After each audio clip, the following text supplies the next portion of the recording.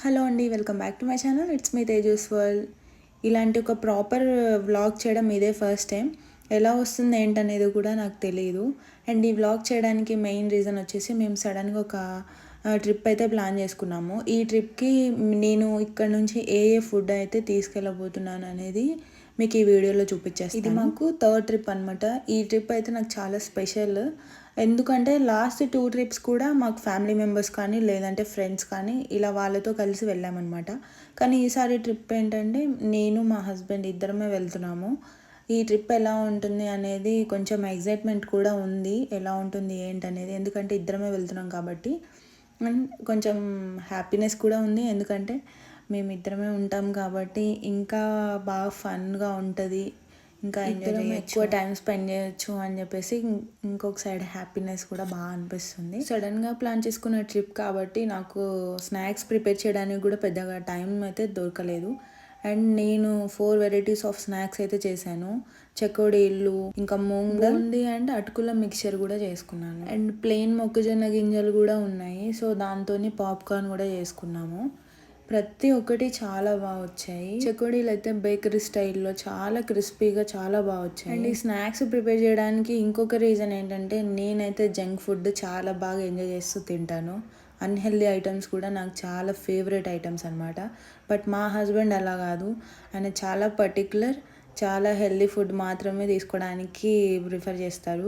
Chicken biryani ఒక్కటే ఆయన weakness. వెళ్ళే ప్లేసెస్లో కూడా మనం తినే ఫుడ్ ఉంటుందో ఉండదో, అసలు ఫుడ్ దొరుకుతుందా అనేది ఒక డౌట్. కాబట్టి కొన్ని మనం ప్రిపేర్ చేసుకొని లేదంటే తీసుకొని వెళ్తే బెటర్. చెకోడీలు చేసినప్పుడే కొంచెం టైం టేకింగ్ అనిపించింది. మిగతా ఫుడ్ ఐటమ్స్ చాలా క్విక్గా చేసేసుకున్నాను. నేను ఈ చెకోడీలు గోధుమ పిండి యూస్ చేశాను. కొంతమంది బియ్యం పిండి లేకపోతే కార్న్ఫ్లోరు ఇలా క్రిస్పీనెస్ కోసం మైదా ఇలా యూస్ చేసి చేస్తారు. బట్ గోధుమ పిండి యూస్ చేసి చేసినా కానీ చాలా క్రిస్పీగా చాలా బాగా వచ్చాయి. నాకు అంత టైం లేకపోయింది మీకు క్లారిటీగా చూపించడానికి, బట్ నిజంగా చెప్తున్నాను చాలా బాగా వచ్చాయి. నెక్స్ట్ బూందీ ప్రిపేర్ చేయడం అయితే ఆల్మోస్ట్ అందరికీ తెలిసే ఉంటుంది, సేమ్ ప్యాటర్న్.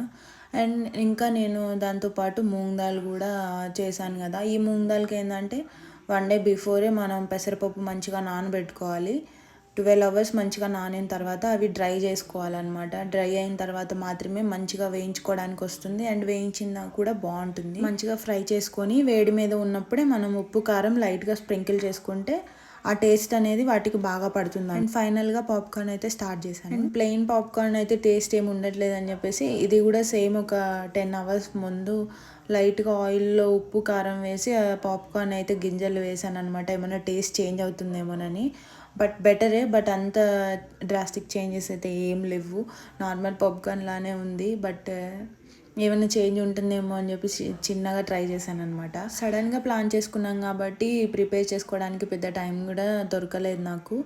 అండ్ ఇవి నేను లంచ్ అయిపోయిన తర్వాత 2కి స్టార్ట్ చేస్తే ఈవినింగ్ 7 వరకు నాకు ఈ ప్రిపేర్ చేయడంలోనే సరిపోయింది. ఇవన్నీ ప్రిపేర్ చేసిన తర్వాత ఇక ప్యాకింగ్ సెక్షన్ అయితే మొదలుపెట్టాను. మా ఇంట్లో సిల్వర్ ఫాయిల్ కవర్స్ ఉంటే అవి ప్యాకింగ్ అయితే యూస్ చేశాను. మంచిగా యూస్ చేసి పడేయచ్చు. అండ్ ఎయిర్ టైట్గా ఉంటే చాలా ఫ్రెష్గా ఉంటాయి కదా నార్మల్ కవర్స్ కంటే. సో అవైతే యూస్ చేశాను. నేను ప్రిపేర్ చేసిన స్నాక్స్ అన్నీ ప్యాక్ చేయడం అయితే అయిపోయింది. టోటల్గా నేను ఇక్కడ నుంచి ఏం ఫుడ్ తీసుకెళ్తున్నాను అనేది మీరే ఒకసారి చూసేయండి. నేను ఈ ఫుడ్ ఐటమ్స్తో పాటు ఏ లగేజ్ ప్యాక్ చేసుకున్నాను, మేము అసలు ఎక్కడికి వెళ్తున్నాము, ఏ ప్లేసెస్ విజిట్ చేస్తున్నాం అనేది మీకు అప్కమింగ్ వీడియోస్లో నేను షేర్ చేస్తాను. అండ్ ఈ వీడియో మీకు ఎలా అనిపించింది అనేది నాకు కామెంట్ చేయండి. అండ్ ఈ వీడియో కనుక మీకు నచ్చినట్లయితే లైక్ చేసి నా ఛానల్ని సబ్స్క్రైబ్ చేసుకోండి.